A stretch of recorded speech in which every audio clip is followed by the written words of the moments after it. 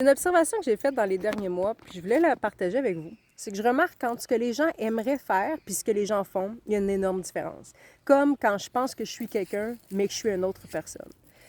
En fait, les gestes, les paroles sont juste pas alignés. Je vous donne un exemple. Hier, j'étais au parc à chiens au Nouveau-Brunswick et je parlais avec une dame fin soixantaine qui m'a vu sortir de mon VR puis m'a dit qu'elle aussi, elle aimerait ça, elle, à son projet de retraite, être en VR. Commentaire assez courant. Puis c'est vrai qu'il y a beaucoup de gens retraités qui se permettent de faire ça.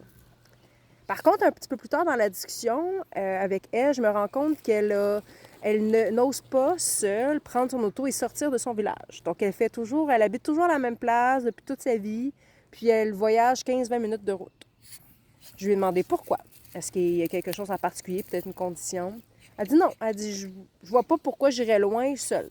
Ah, OK. Puis elle dit, je ne saurais pas quoi faire. Tu sais, je pourrais aller au supermarché ou au centre d'achat à deux, mais seule. OK. Mais qu'est-ce qui arrive si t'es seul? C'est grave de rien faire, ça, d'aller à la limite, là, tu prends un banc de parc, puis tu t'assois là, puis tu reviens. C'est grave? Elle dit non. Il va falloir que je fasse garder mon chien. Il vient pas avec toi?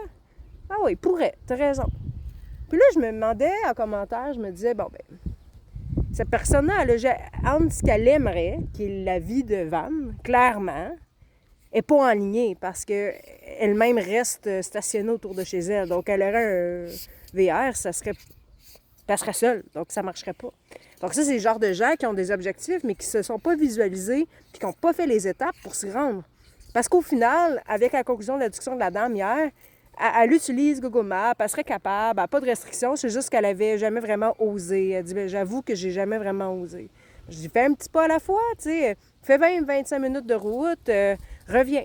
Une autre fois, ben va à quelque part qui t'intéresse, pas à un moment donné, crime, tu vas passer de Nouveau-Brunswick à Québec, tu vas passer une fin de semaine à Québec, puis tu vas revenir. Si tu n'as pas l'âme voyageur, pourquoi tu t'en vas te chercher un VR? Si tu as rêvé de voyager, pourquoi tu le fais pas maintenant?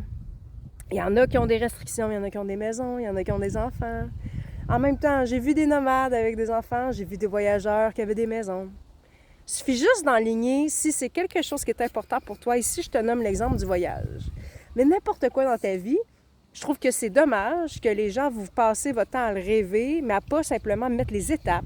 Renseignez-vous, faites des étapes, faites-vous comme si vous feriez au travail un échéancier pour atteindre une date livrable. Ça veut dire que je me renseigne, je me mets des dates, des objectifs, le SMART, spécifique, mesurable, atteignable. Puis tu y vas, puis tu fais une étape à la fois vers un objectif concret. Ce que ça va te faire, augmenter ton estime personnelle, te donner un sens à ton projet, à ta vie, te stimuler puis savoir si tu aimes vraiment ça. Mais l'important, c'est de vivre tes expériences puis ce que tu as en tête, puis de le tester pour savoir si c'est pour toi ou non. Simplement.